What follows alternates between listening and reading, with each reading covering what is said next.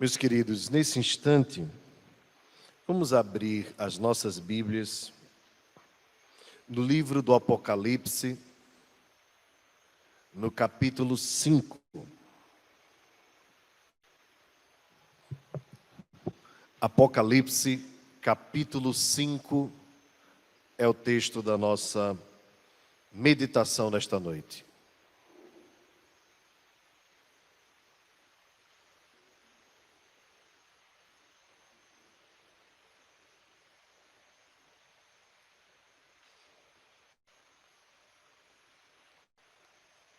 Após cantarmos que Deus cuida de nós, nós vamos meditar sobre esse cuidado de Deus sobre o seu povo e sobre toda a história.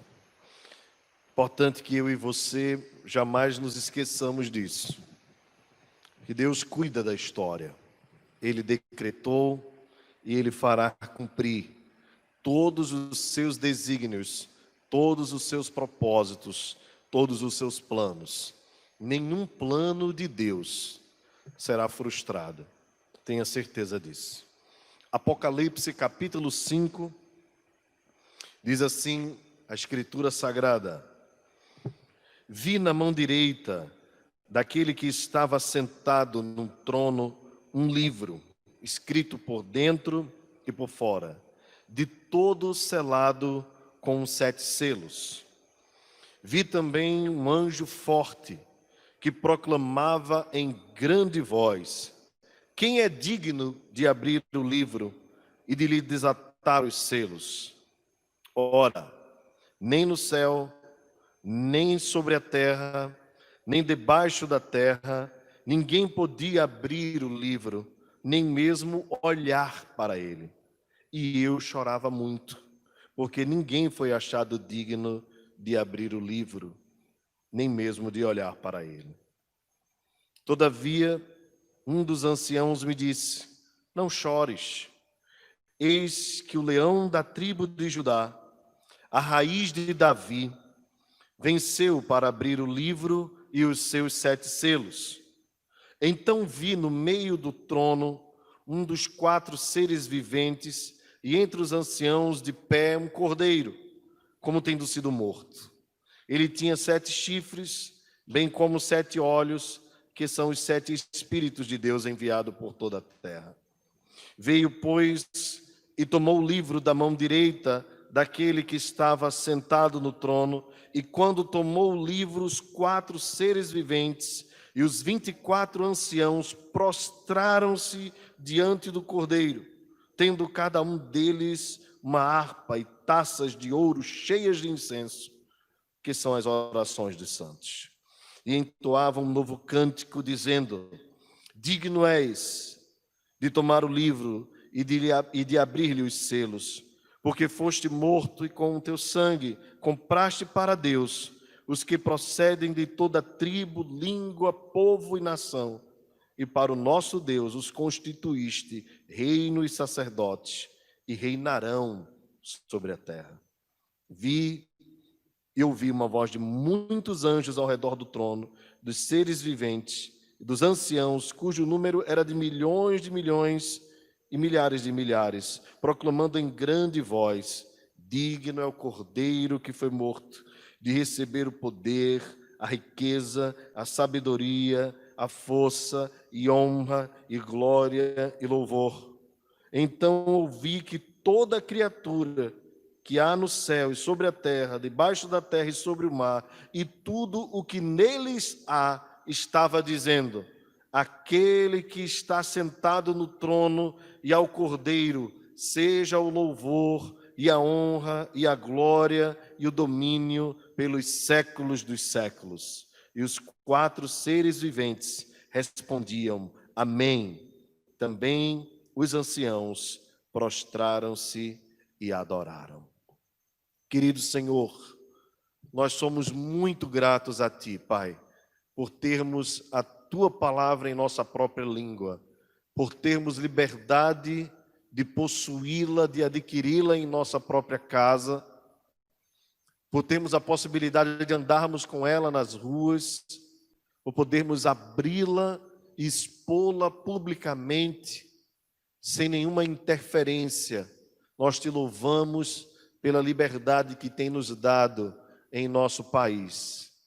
Queremos te pedir por aquelas nações que não têm as escrituras traduzidas para as suas próprias línguas. E também te pedimos que tu estejas a levantar tradutores dedicados, a fim de que todos os povos conheçam a tua lei. Quanto a nós, Senhor, nos cai uma responsabilidade tremenda de sermos não apenas ouvintes desta palavra, mas praticantes dela. Ó Deus, como precisamos do teu Espírito Santo. Por isso rogamos que tu nos ilumine os olhos, que tu nos motive, mas ao mesmo tempo nós queremos assumir diante do Senhor a nossa parte nesse papel tão importante de desenvolvermos a nossa salvação com temor e tremor, sendo obedientes à tua voz. Fala conosco nesta noite, Senhor. Em nome de Jesus te rogamos. Amém. Meus irmãos, quando nós lidamos com a situação como a que estamos enfrentando, o nível de informações que temos recebido e o fato de estarmos num momento ímpar da história, em que pessoas que enfrentaram pandemias no passado não tinham o mesmo nível de informação que nós temos hoje, ou seja, nós estamos acompanhando em tempo real o desenvolvimento de toda essa situação no mundo todo, e hoje a nossa preocupação é com o excesso de informações, que antigamente os nossos antepassados não tinham esse problema. Na verdade, lhes faltava muita informação. Hoje nós temos o problema do excesso dela. E tudo isso nos faz olhar para toda a terra, todas as nações, e de alguma forma vermos como cada nação vai lidando com tudo isso, e se vai haver uma normalidade, ou como tem sido dito, como será a nova normalidade. Algumas dessas pandemias tiveram ondas que voltaram. Primeira onda, segunda onda e até terceira onda. Portanto, nós estamos ainda, para nós, com a história aberta. Nós estamos no olho do furacão, não temos a expectativa firme do que acontecerá daqui para frente. Ninguém pode dizer assim, olha, vai tudo voltar ao normal em tanto tempo. As autoridades, por exemplo, sanitárias do nosso país, já anunciaram 3 ou 4 vezes o que seria o pico da doença. Já foi abril, maio e agora junho, alguns estão colocando para o mês de julho, agosto. Então nós ficamos, na verdade, enquanto estamos vivendo a história propriamente dita, nós ficamos, de certa forma, sendo levados por uma ou por outra informação, e isso causa no nosso coração aquilo pelo qual nós oramos agora há pouco: angústia, aflição, tribulação. Mas quando Cristo olha para a história, quando Deus olha para a história, quando o Espírito olha para a história, ou seja, quando a Trindade, o Deus Trino, olha para a história, se é que a gente pode dizer assim, eles não olham a história como história. Eles olham como uma realidade presente, que ao mesmo tempo é passada, ao mesmo tempo é futura, ou seja, o tempo de Deus não é o nosso tempo. E a Escritura às vezes usa esses termos, né, kairos, cronos, e nós podemos lembrar do grego antigo, quando se usava essa perspectiva de o tempo de Deus e o tempo dos homens. De fato, nós temos um tempo diferente de Deus. Mas veja, é exatamente pensando nisso que Deus deu ao seu povo um livro com uma palavra de conforto, de consolação, a fim de que a igreja não seja levada ou tenha os seus sentimentos conduzidos pela informação de A, de B ou de C. Deus mesmo já nos informou o final de toda a história, a condução, como vai se dar todas as coisas, como as coisas acontecerão. Então, é importante que nós olhemos para este livro, o livro do Apocalipse, como sendo um livro de conforto.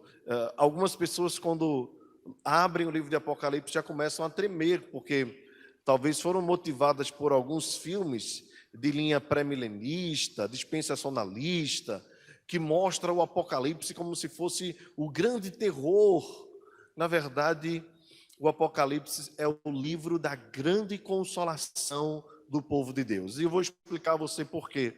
Porque a igreja no primeiro século estava passando por uma forte perseguição, quando aquele que foi o principal dos apóstolos no final do primeiro século, o único dos apóstolos a viver uma vida prolongada, o apóstolo João, foi levado preso até a ilha de Patmos.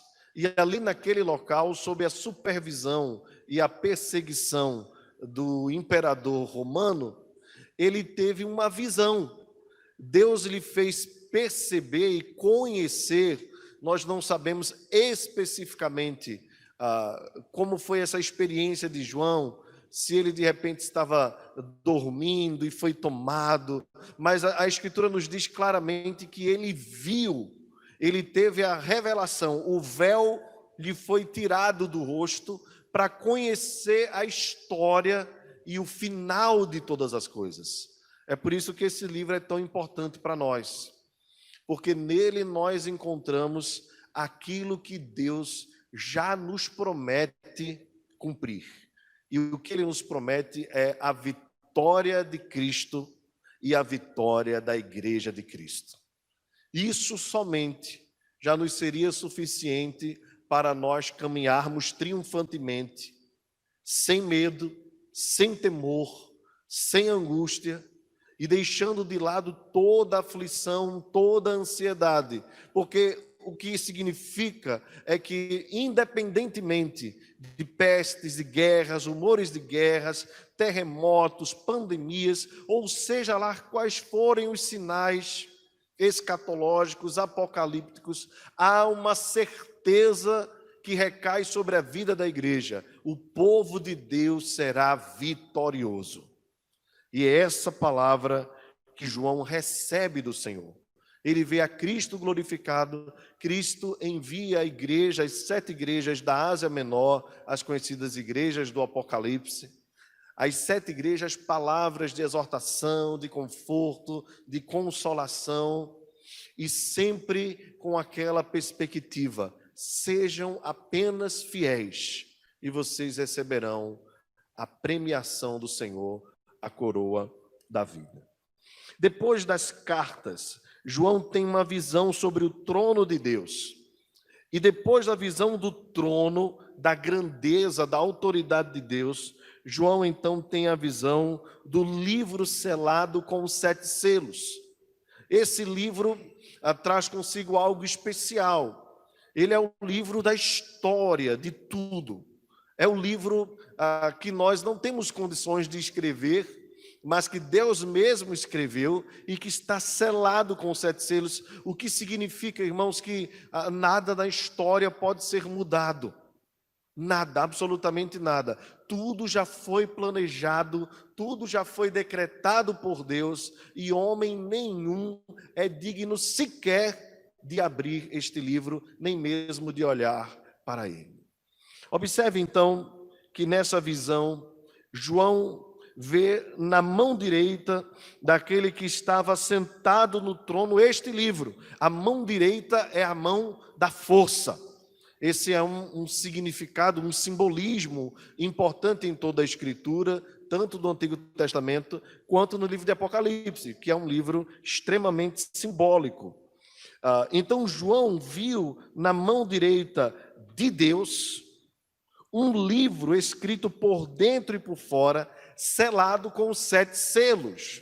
O número 7 também traz consigo um simbolismo importante, é conhecido como o número da perfeição, ou seja, a história perfeitamente escrita.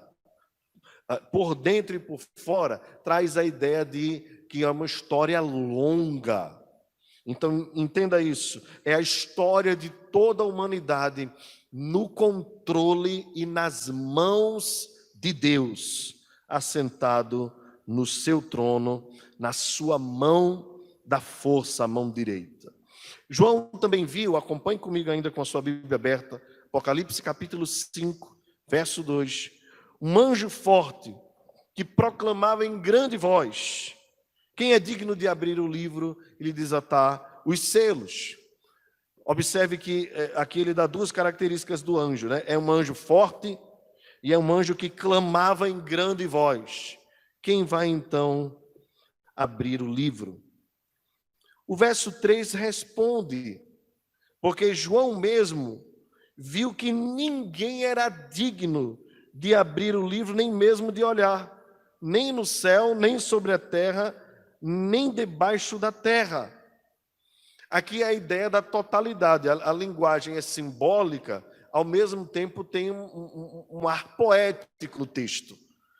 E a poesia não quer, de forma alguma, tirar a maneira direta como Deus quer falar com o povo. Pelo contrário, aqui o que fica claro é que ninguém, absolutamente ninguém, homens, anjos, animais, criatura, por mais força que tenha, por mais beleza que tenha, por maior que seja o seu esplendor, tem dignidade de olhar, nem mesmo olhar, muito menos abrir o livro. Os poderosos da terra, aqueles que já haviam morrido, cujos corpos estavam debaixo da terra, ou aqueles que tinham seus corpos no mar. Pense nas pessoas mais poderosas, naquilo que você encontra na história de mais forte, terremotos, maremotos, o sol, a lua, seja lá o que você considera, nenhuma criatura, ninguém era digno de abrir o livro. E João diz: e eu chorava muito, porque ninguém foi achado digno de abrir o livro, nem mesmo olhar para ele. Então João é consolado por um dos anciãos que diz: não chores. Meus irmãos, essa palavra aqui é uma palavra muito forte, porque o ancião percebe, a ideia de ancião aqui, a ideia da sabedoria, percebe o desejo de João de ver, por fim, a história sendo colocada nas mãos de alguém digno de resolver tudo. Então, o anjo o consola e lhe diz: o leão da tribo de Judá, a raiz de Davi, venceu para abrir o livro e os seus 7 selos. Quem é esse? Quem é o leão da tribo de Judá? É algo importante nós entendermos. Cada tribo de Israel tinha uma bandeira e tinha um símbolo na sua bandeira. E a bandeira da tribo de Judá era um leão. E Jesus é um descendente de Judá. Se você olhar a genealogia de Jesus, você vai encontrar Judá e vai encontrar tantos outros até chegar na pessoa bendita do nosso Senhor. E mais, ele é da raiz de Davi, da descendência de Davi. Ele é a própria raiz de Davi. Interessante isso aqui, irmãos, porque Davi vem antes de Jesus. Mas a verdade é que Jesus é a própria raiz de Davi. Ele venceu e é digno de abrir o livro. Jesus venceu como, irmãos? Ele venceu cumprindo todo o desígnio de Deus, toda a missão de Deus que foi dada para ele. A Bíblia diz lá no Evangelho de João que os homens amaram mais as trevas do que a luz, mas que Deus enviou o seu Filho para morrer pelos nossos pecados, fazendo a remissão, a nossa redenção. Lembra que quando Jesus, depois de ter sido batizado, passou um tempo no deserto, numa quarentena, sendo tentado por Satanás, e Jesus resistiu àquilo ali.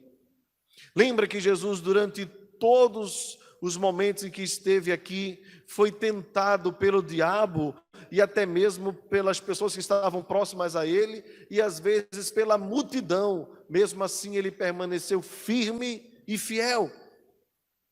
Lembra que Jesus, quando estava próximo ao Getsêmani, naquele momento em que ele, angustiado, chegou a suar sangue, foi ali tentado a desistir de tudo, mas ele foi fiel até o fim. Lembram-se quando Jesus foi colocado na presença das autoridades romanas, Pilatos, Herodes, e naqueles momentos em que ele estava sofrendo, angustiado, foi-lhe dada a oportunidade de negar quem ele era e a sua missão, para que pudesse ter a sua liberdade. E ainda assim ele foi fiel até o final. Lembram que na cruz disseram a ele: tu não és o Senhor, tu não és o Rei, salva-te a ti mesmo, desce deste lugar. E tendo ele total condição por ser Deus e descer, ele preferiu sofrer até a morte, morte de cruz. O que parecia ser derrota para o mundo, na verdade, era a vitória de Jesus. Jesus estava vencendo e vitorioso até o final. Ele cumpriu todo o juízo de Deus. E ali, como diz o apóstolo Paulo, despojando principados e potestades, ele rasgou a cédula que constava contra nós e nos condenava, cravou-a na cruz e nos deu total liberdade. Ele nos tirou do império das trevas e nos transportou para o reino do Filho do seu amor. A verdade é que quando os homens levantaram aquela cruz, eles estavam atraindo para si, para Jesus, na verdade, gente de toda raça, povo, tribo, língua e nação. Jesus é o Rei vitorioso. O inferno foi derrotado, Satanás foi derrotado, a morte foi derrotada. Todo escrito de dívida contra nós foi anulado. Por isso o apóstolo Paulo diz: agora, pois, já não há condenação para aqueles que estão em Cristo Jesus. Esse que venceu, o bendito Jesus, só ele é digno de abrir o livro e os 7 selos, porque ele foi obediente até a morte e morte de cruz, pelo que Deus o exaltou sobremaneira, que lhe deu um nome que está acima de todo nome, para que ao nome de Jesus se dobre todo o joelho, nos céus, na terra e debaixo da terra, e toda língua confesse que ele é o Senhor, para a glória de Deus Pai. O vitorioso Jesus, o vencedor da morte, é o nosso Senhor, digno de abrir o livro. Esse foi o consolo que João recebeu. Então, continue observando comigo no texto, verso 6. João disse: vi no meio do trono e dos 4 seres viventes, e entre os anciãos de pé um cordeiro, como tendo sido morto. Imagine, queridos, a visão de João, no meio do trono, rodeado por 4 seres viventes, rodeado pelos anciãos, de pé, um cordeiro, como tendo sido morto. Talvez a visão de João era de um cordeiro sangrando, mas não morto, de pé. Uma visão espetacular. Ele tinha 7 chifres, bem como 7 olhos, que são os 7 Espíritos de Deus enviados por toda a terra. Ele fala isso no começo do livro. Veio, pois, e tomou da mão direita daquele que estava sentado no trono o livro. Agora o livro passa do Pai para o Filho. E quando tomou o livro, os 4 seres viventes, 24 anciãos, prostraram-se diante do cordeiro. Observe, ninguém era digno de abrir o livro, nem mesmo de olhar. Mas Jesus pega o livro, e quando ele toma o livro na sua mão, todos se prostram diante dele. Cada um deles tinha uma harpa, taças de ouros, cheias de incenso. E aqui, irmãos, uma das partes mais lindas do texto do livro de Apocalipse. Eles tinham em suas mãos harpas, taças de ouro cheias de incenso, uma figura do Antigo Testamento. Esse incenso eram, na verdade, as orações dos santos. Ou seja, Deus Cristo, o Cordeiro que foi morto, mas reviveu, ele é digno de receber a nossa adoração, ele é digno de receber as nossas orações, porque ele tem a história nas suas mãos, porque ele controla toda a história, porque ele desenhou cada parte da vida humana, ele desenhou cada parte do universo, e não apenas criou, mas controla toda a história, e tudo o que existe não está sendo construído pela humanidade, na verdade é decreto do próprio Deus, aquele que é digno de todo louvor, nosso Senhor e Salvador Jesus Cristo. Os 4 anciãos, os 24 anciãos, os 4 seres viventes, então entoaram um hino de louvor, dizendo esta realidade. Observe o verso 9: digno és de tomar o livro.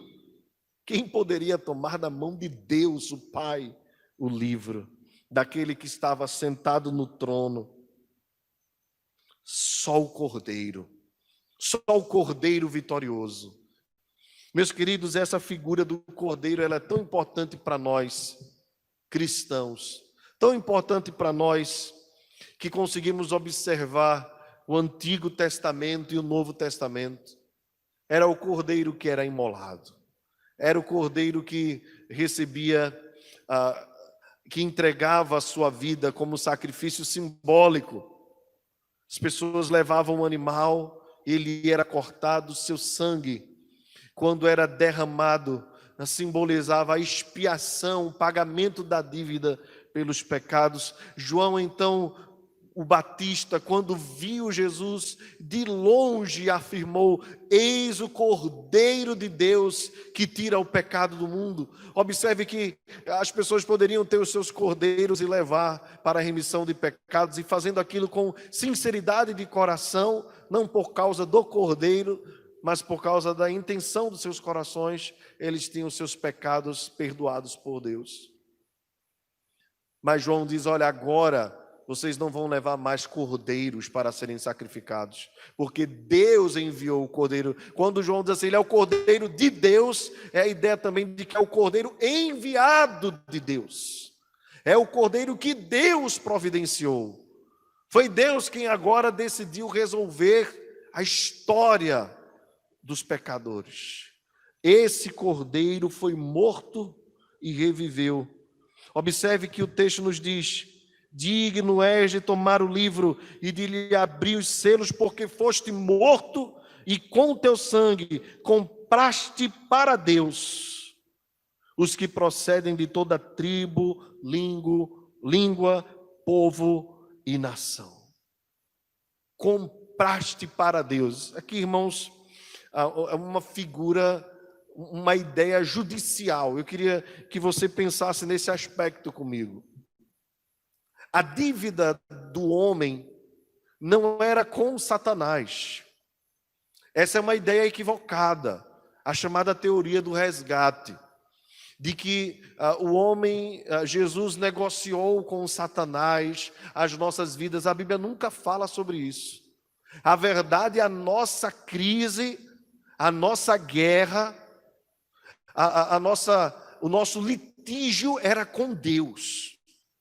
Deus santo e nós pecadores. E numa situação irremediável, incontornável, de barreira intransponível, uma reconciliação impossível, porque a parte ofensora, além de ter ofendido, a parte ofendida, que é Deus, não tinha nenhum interesse em resolver a situação. E o final seria a condenação para o inferno eterno. Olha, queridos, em qualquer situação dessa, diante de um juízo, a sentença já seria dada, já estava resolvido. Se a parte que ofendeu, além de ter ofendido, não tem nenhum interesse em se reconciliar, pelo contrário, ainda escarnece, o juízo já estava claro, a morte eterna.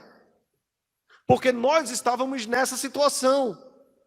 éramos inimigos de Deus, opositores de Deus, odiávamos a Deus, tínhamos ofendido a Deus e não tínhamos o menor interesse em reconciliação, em reparo ou qualquer coisa desse tipo. Na verdade, nós estávamos de costas para Ele, o odiávamos. Rejeição total. Assim é a vida do homem sem Deus. E assim era a nossa vida outrora. Nós que hoje somos filhos da luz, nós estávamos assim.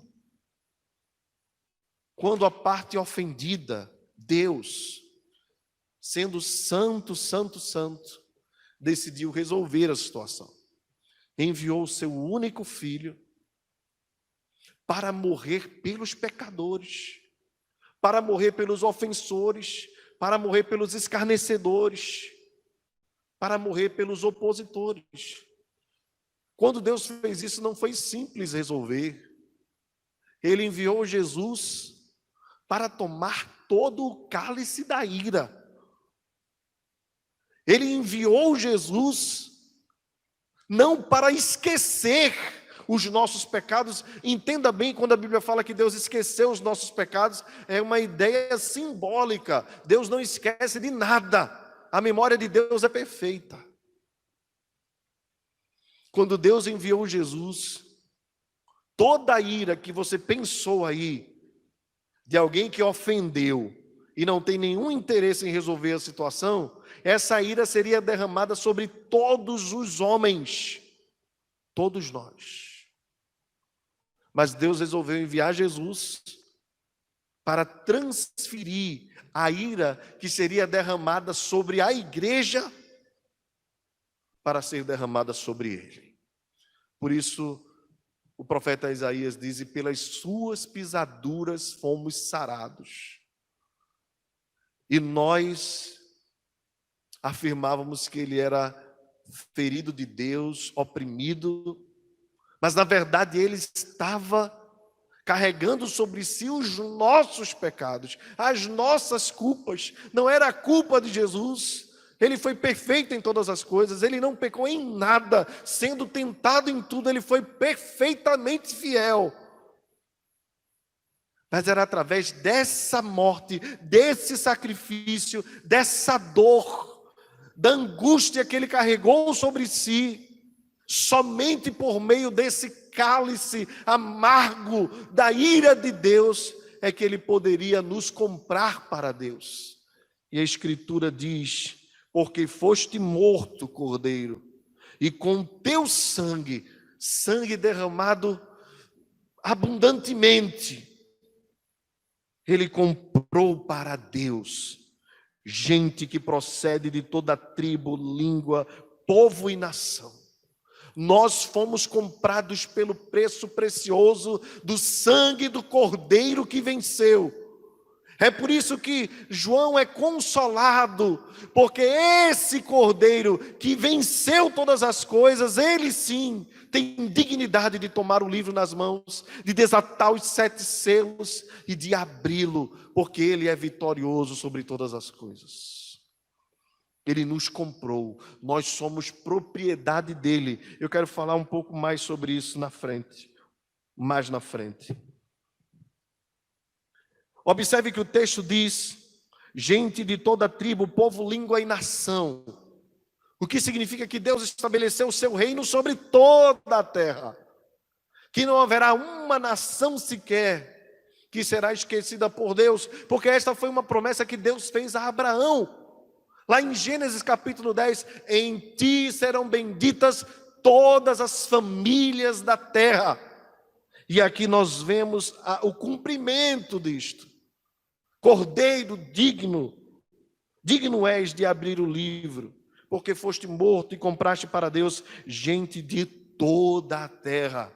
Gente que fala língua diferente, um povo diferente, de etnia diferente, de tribos diferentes, porque às vezes num mesmo país, numa mesma cidade, existem tribos diferentes.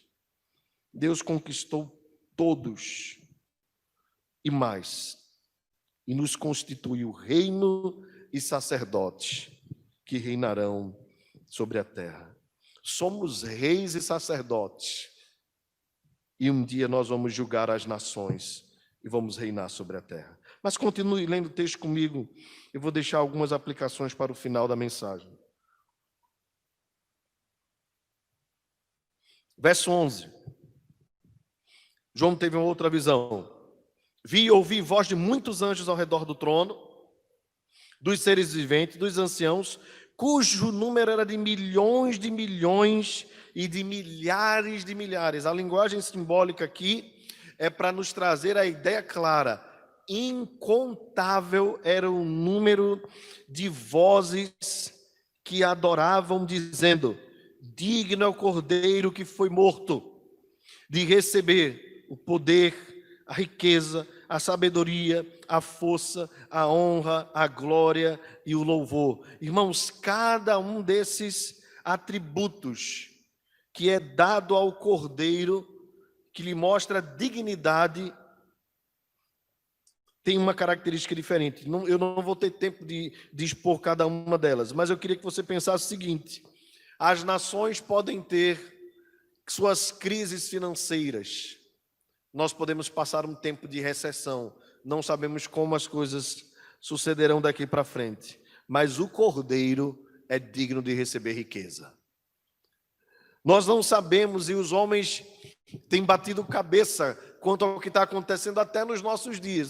Se você lembrar, algumas semanas atrás, a Organização Mundial de Saúde, que é considerada aquele órgão supremo, colocou aí uma condenação sobre a hidroxicloroquina, e agora, na semana passada, declarou que vai continuar os estudos com o mesmo remédio.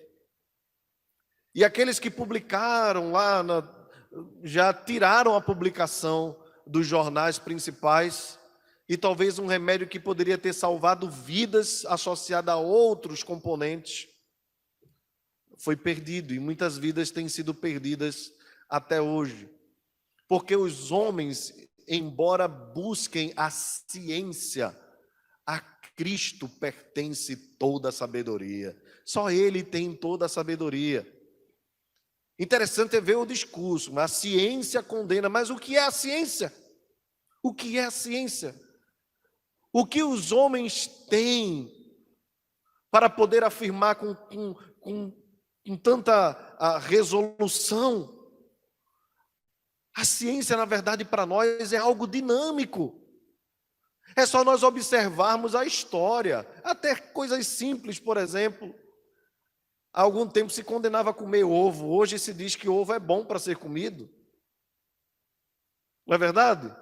Ou você não lembra quando sua mãe dizia assim: meu filho, cuidado com o sereno, a gente não sabe se sereno existe ou não existe. Então tem coisas que a gente afirma assim com tanta convicção, e depois de um tempo a gente descobre que aquilo ali não era como deveria ser. Tem várias outras coisas aqui. Às vezes coisas que eram tripudiadas, assim, porque diziam que eram crendices populares, funcionam. Coisas que a vovó fazia, algum chá para alguma coisa, e às vezes os cientistas desdenham daquilo ali, depois de um tempo se descobre que aquilo era bom. Veja, queridos, nós vamos construindo a ideia. Deus não. Deus sabe o que é o melhor, porque a Ele pertence toda a sabedoria. Tem mais. Ele é digno de receber todo o louvor. A gente costuma elogiar as pessoas por aquilo que elas fazem, mas só Jesus, de fato, é digno de receber todo o louvor, porque ninguém é como Ele. Ele é o maior de todos. Ele é o melhor em todas as áreas, em todos os aspectos. Ele é o melhor de tudo. Ele é o melhor amigo, Ele é o melhor pai, Ele é o melhor irmão, Ele foi o melhor e é o melhor filho. Ninguém cuidou da mãe como Ele. Ele é o melhor em tudo. Então, por que Ele é digno? Porque Ele é o melhor. Ninguém é como Jesus. Você pode procurar por todos os lugares. Ninguém foi e ninguém é como Jesus. A Ele seja o louvor, todo elogio seja dado somente a Ele. Então o texto diz no verso 13: então ouvi que toda criatura que há no céu e sobre a terra, debaixo da terra e sobre o mar, observe tudo que existe. Essa foi a visão que João teve. Estava proclamando e dizendo: aquele que está sentado no trono e ao Cordeiro, seja o louvor e a honra e a glória e o domínio. Observem, queridos, o domínio, guarde bem essa palavra, pelos séculos dos séculos. Ou seja, os homens podem receber louvor por um tempo, honra por um tempo, até glória por um tempo, e podem ter domínio de alguma coisa por um tempo. Mas o Cordeiro, que é vitorioso, recebe tudo isso pelos séculos dos séculos. E todos, seres viventes, os quatro, os anciãos, dizem amém e adoram a esse Cordeiro. Meus queridos, que lições práticas, que aplicações nós podemos tirar destas palavras do livro de Apocalipse nesta noite? A primeira coisa que eu queria dizer a você, assim como disse no início, é que eu e você precisamos, a partir desse texto, receber do Espírito Santo consolo suficiente para não sermos tomados pelas angústias e pelas aflições desta vida. Nem mesmo a pandemia do novo coronavírus tem o direito de tirar a paz que excede todo entendimento das nossas almas e dos nossos corações. Porque a história não é maior do que a mão direita do nosso Deus. A história não é mais forte e não pode fugir da mão do Cordeiro que domina todas as coisas. Por isso, meus irmãos, ainda que nós sejamos tentados pelo excesso de informações ou pela anormalidade dos nossos dias, a sucumbirmos, a esmorecermos nas tristezas por vermos tanta coisa acontecendo, esse texto aqui nos confronta a nós vivermos debaixo da soberania de Deus e descansarmos nessa soberania. Sabermos que Ele tem a história nas mãos nos conforta, porque acima de tudo Ele é o nosso Deus, Ele é o nosso Pai, Ele cuida de nós. Toda a história Ele decretou, Ele coordenou, Ele planejou para a nossa felicidade e para a sua glória, ou para a sua glória e para a nossa felicidade. Mas as duas coisas andam tão juntas, porque a igreja é para Deus tão preciosa, que tudo que Ele faz, tudo que Ele move para o seu louvor e para a sua glória e para o benefício da sua igreja. Porque a vitória da igreja é a vitória de Cristo. E a vitória de Cristo é a vitória da igreja. Sabe, é como um casamento. Num casamento não pode haver individualidade. Tudo que beneficia um alegra o outro. Da mesma forma, irmãos, o casamento entre a Santíssima Trindade e a igreja é tão tremendo, tão maravilhoso, que a glória de Cristo é a felicidade da igreja. Portanto, nós precisamos ter o descanso das nossas almas garantidos por esta palavra. Deus tem a história nas mãos e Ele está sentado num trono. Ou seja, a visão de João é tão clara, ele está coordenando tudo. Não está fora de controle, não. Mas o vírus é invisível. Para Deus não é. Porque os homens não sabem o pico, mas Deus sabe. Deus sabe, controla, coordena, decreta e determina todas as coisas. Ele não é pego de surpresa, como acreditam os teólogos do teísmo aberto. acha que a história está aberta e que Deus vai agindo conforme as coisas vão acontecendo. Que grande equívoco! O livro está nas mãos, selado, e ele é digno de abrir. Eu queria também que você fosse consolado, como João foi consolado, na certeza de que Deus está no controle de todas as coisas e que você já receba essa palavra. Não chores, não se atemorize, não se turbe o vosso coração, não ande angustiado da sua alma, porque Deus cuida de você, Deus vela por você, Deus zela pela tua vida. Ele venceu, o Cordeiro. Essa é a garantia. A garantia que nós temos de que nós estamos incluídos na história, de que tudo isso que acontece tem a ver com as nossas próprias vidas, é porque um Cordeiro de Deus que tira o pecado do mundo venceu, é digno de abrir o livro, de desatar os 7 selos, de resolver de uma vez por todas, de encerrar toda a história, e Ele nos comprou. Ele nos comprou para nós fazermos parte do seu reino. Agora veja que coisa maravilhosa. Lembra do juízo, do tribunal? Nós éramos os ofensores, os opositores, os escarnecedores, aqueles que rejeitavam a Deus, além de termos o ofendido.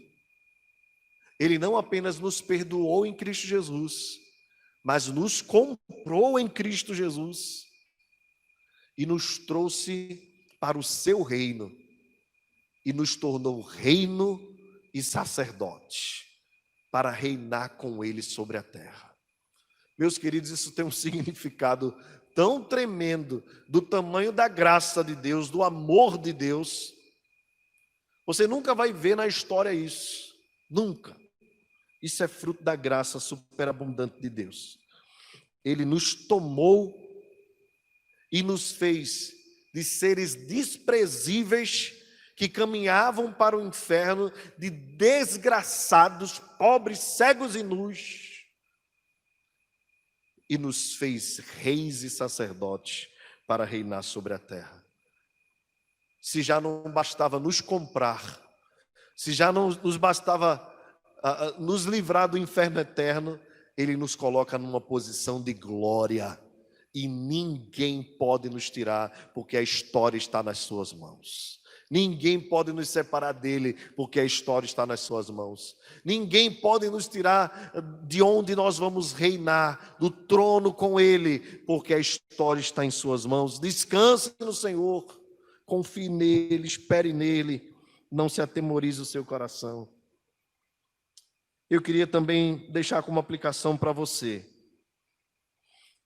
que se a Escritura diz que ele é digno de receber louvor, adoração, glória, poder, riqueza, cabe a nós oferecermos a nossa vida como uma oferta agradável a Ele, como um sacrifício vivo. Ele recebe de quem? Ele recebe de uma grande voz, de uma multidão, cujo número era de milhões e milhões e milhares e milhares. Observe que essa multidão aqui, incontável, que João fala um pouco antes, no capítulo 4, que ninguém podia enumerar, é esse povo que o adora. Mas esse povo que o adora não deve adorá-lo somente lá no encerramento de todas as coisas, é porque é um povo que já adora aqui, na sua existência. Ninguém pode adorar lá se não primeiro adorou aqui. Então adore a Deus, oferecendo a sua vida, oferecendo tudo o que você tem. Os seus recursos são do Senhor, os seus lábios são do Senhor. Faça com que você dedique a sua vida. Observe quando o texto diz assim, força. Tem tudo a ver com aquilo que Jesus falou sobre os mandamentos. Amar a Deus de todo o teu coração, de toda a tua alma, com toda a tua força, com todo o teu entendimento. Força significa isso aqui, irmãos, olha, suor. Deus, Cristo, o Espírito, A Santíssima Trindade é digna de receber o nosso esforço físico. Nós não podemos ser preguiçosos para Deus. Na verdade, nós temos que nos esforçar, nos dedicar ao máximo. Como o apóstolo Paulo entregou a sua própria vida. E muitas vezes foi esmurrado, açoitado, como o próprio Cristo entregou a sua própria vida. Nós não podemos medir esforços quando as coisas são para Deus, porque Ele é digno de receber força. Ofereça a Deus a sua vida, ofereça o louvor dos seus lábios, ofereça o louvor do seu coração, ofereça a sua mente para Deus, ofereça a sua força, o seu corpo físico para Deus, enquanto você o tem. Por isso, Salomão diz assim: lembra-te do teu Criador nos dias da tua mocidade, antes que cheguem os maus dias, e no tempo em que dirás, não tenho neles mais prazer. Porque haverá um tempo em que o nosso corpo não mais poderá oferecer para Deus a nossa saúde. Mas deixa eu te dizer uma coisa: a nossa vida, seja como for, seja o que nós tivermos sofrendo no nosso corpo, se nós formos fiéis a Deus, nós vamos oferecê-la a Ele até o final. Eu queria lembrar você dois exemplos. Louvo a Deus pela vida do reverendo Sérgio Lira. Quem conhece a história dele sabe bem. Pouco mais de 35 anos, um acidente gravíssimo, fez um homem saudável fisicamente, quase à morte, depois viver numa cadeira de rodas.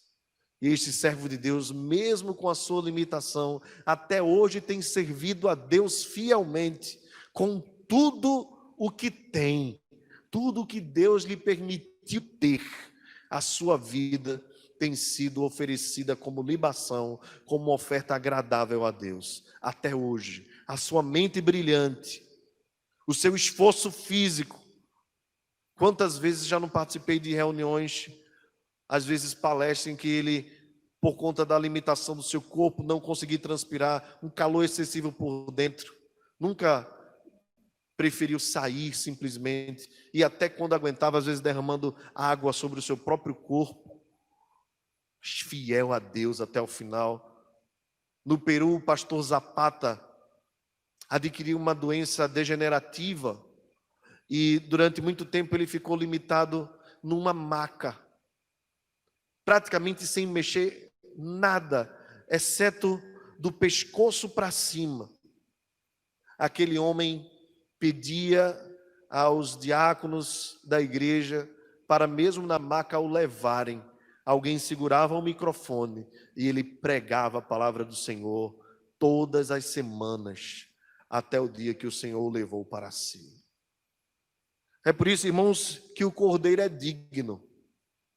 É por isso que a Bíblia condena o preguiçoso, aquele que não se dedica a Deus.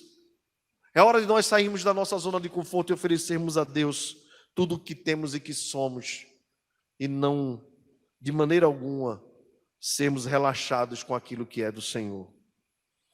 Talvez quando você voltar para a igreja, o Senhor te mova, quando a igreja voltar a se reunir, o Senhor te mova a ser um crente mais fiel fisicamente, a participar mais do evangelismo, a não vir para o culto como se fosse um enfado, um cansaço. Por fim, irmãos, quero encerrar no último cântico, quando o texto diz assim que o Cordeiro é digno do domínio, Meus queridos, quando a Bíblia fala sobre domínio, fala sobre a autoridade que Jesus tem de coordenar todas as coisas. A dignidade pertence a Ele. Durante algum tempo nós abrimos mão desse domínio do reino em muitas áreas da intelectualidade, das ciências, das licenciaturas. E hoje nós vemos o mundo que jaz no maligno, sendo dominado desde a política até as ciências por homens ímpios e maus, que rejeitam a Deus e o odeiam. Nas escolas, temos visto o crescimento do ateísmo, abrimos mão de orar o Pai Nosso na abertura das aulas, e nós temos visto a decadência dessa nação, a decadência moral. Os mais antigos que estão me assistindo, alguns dos irmãos que estão aqui, lembram bem daquele tempo em que era obrigatório orar, respeitar professores, respeitar pai e mãe, até mesmo quando a vida da criança era colocada sobre um certo tipo de rigidez, ao ponto até de sofrer algum dano físico, uma palmatória, por exemplo, e coisas desse tipo. Hoje em dia nós temos visto cada vez mais a nação abrindo mão de tudo, e o Estado querendo coordenar tudo, até mesmo entrar dentro das nossas casas e dizer que nós podemos ou não podemos bater nos nossos filhos para a educação deles, para o bem deles e para a glória de Deus. Dizer o que nós devemos ou não devemos ensinar. Falar que Deus é o Criador nas escolas é ser motivo de chacota. E nós, ao invés de nos impormos como cristãos e reconhecermos e declararmos o domínio de Cristo sobre tudo, nós estamos deixando Satanás dominar por meio das suas ideologias malignas. E temos visto a decadência desse país. Eu queria só citar para você a decadência política, por exemplo.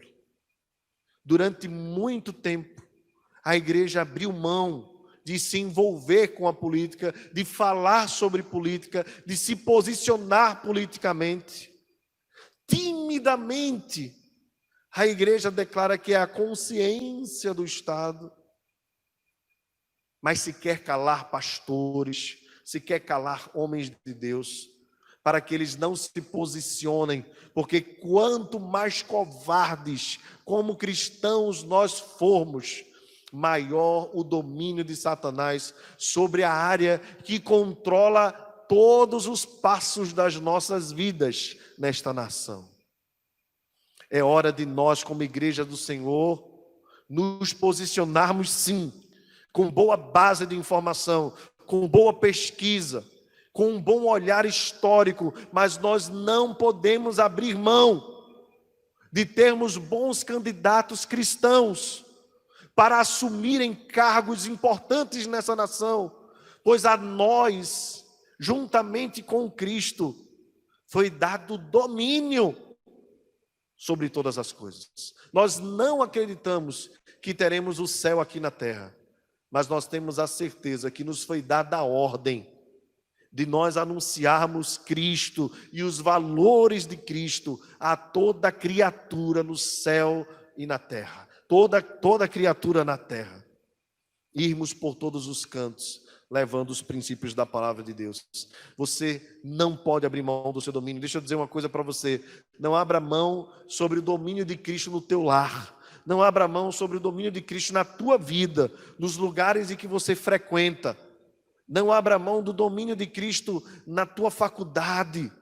Não abra mão. Lute, seja um guerreiro do Senhor.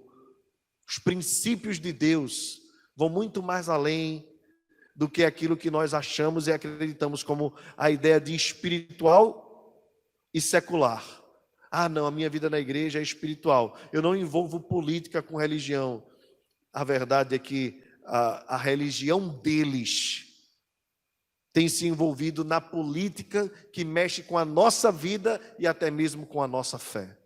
É hora de nós, como igreja do Senhor, sermos mais ousados e não permitirmos isso, anunciando a mensagem do Evangelho, do Rei que é poderoso e que é vitorioso sobre todas as coisas. A Ele seja a glória, o louvor e o domínio pelos séculos dos séculos. Meus irmãos, que Deus nos abençoe, que Ele nos console, que Ele nos conforte, que Ele nos constranja e que nós tenhamos a certeza absoluta, em todas as coisas, Ele continua reinando, continua sendo soberano e a nossa vida não está ao léu, não está ao acaso.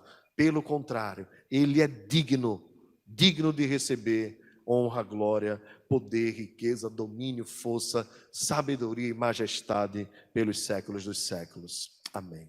Vamos orar mais uma vez. Senhor, recebe de nós, a tua igreja, louvor, adoração e honra, porque tu és soberano, criador e mantenedor de todas as coisas.